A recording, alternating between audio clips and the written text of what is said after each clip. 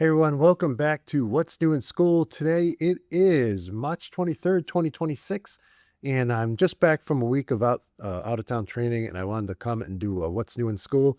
This one's not going to be too long. A couple things. First of all, just a reminder that, let me switch screens here, that the in-person training class I'm holding is 1 month away. It starts on April 21st. You can choose between 1 day, 2 day, 3 days, and 4 days. Now, if you can't come in on the 21st, you want to come in on the 22nd, just contact me directly. You'll see all my contact info at the top of theautomationschool.com. But I did want to share that with you that this is, um, hands-on training on either. Let's go ahead and go into one of these. I'll pick the 4-day one. You get to pick, what do you want to do each day? You get to reserve hardware for each day. So you could choose, maybe Micro 800 the first day, maybe a couple days of Compact Logics, and then the fourth day, maybe you want to learn Siemens.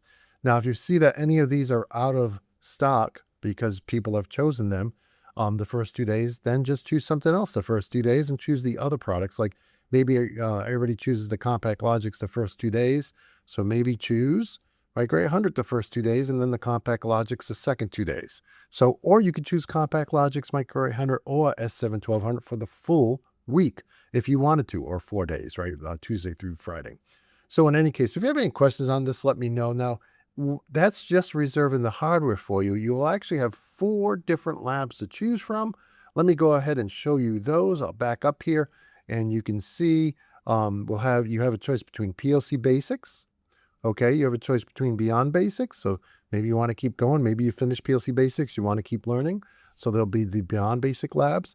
I have a typo here, but then we have Mastering PLC Applications using Factory I/O. So I have a license for every PC on that, so that if you want to actually learn the program now, you're beyond the basics, you want to learn the program, you can solve those Factory I/O applications. And then, of course, we have over 16 different labs. I got some of them set up. Let me go back to full screen.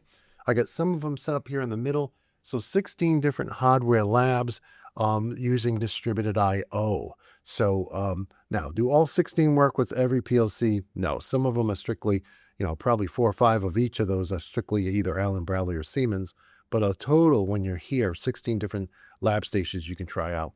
So with that said, the second thing I wanted to talk to you about, which is brand new today, and let me go back to the middle camera, is we just got the updated what I call the Automation School's PLC App Sim version 2.0. You can see one thing here you'll notice, it's now called the Widget Maker 4000. You'll see over here it's version 2.0. And this new I/O layout, our developer was kind enough to redo this for our new courses, which I'm filming right now, which you all have access to if you're in the level 1 and 2 extended edition of the courses. You got it for free. Or even if you buy the original courses, you get the new ones for free. And we've redone all the I/O so it matches the new layout. And this matches the digital twin exactly, right? So we have the 2 normally closed buttons here at the beginning, and then we have the 4 selector switches next to each other. You can see this light was changed to blue. The output and addressing of everything has been updated so that it will match the new courses. I'm going to be using this extensively in the new courses along with the digital twins. I wanted them both to match, as well as match the hardware I have on the workbench in the filming room in Studio B. So in any case, this is available now, but you won't see this this is not the version you're going to get if you're filling in the form for one of the older existing courses.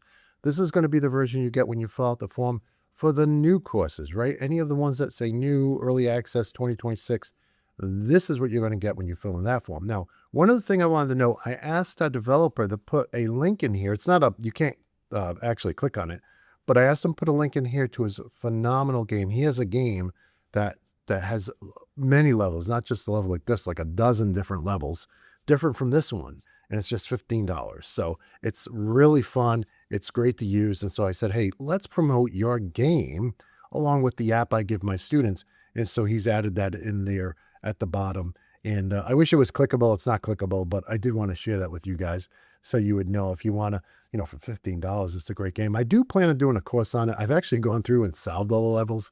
It's just, I got to find the time to record all the lessons, which is time consuming, but we'll get it done here in the next few months. In any case, I wanted to share with you. That's what's new in school. I got a lot of other new things that are happening that I'm actually working on today for you guys. But I'm going to wait until those are done, uploaded, and in your hands before I do another What's New in School. So with that, I just want to thank you for being a student at the Automation School. I want to wish you all good health and happiness. And until next time, my friends, peace.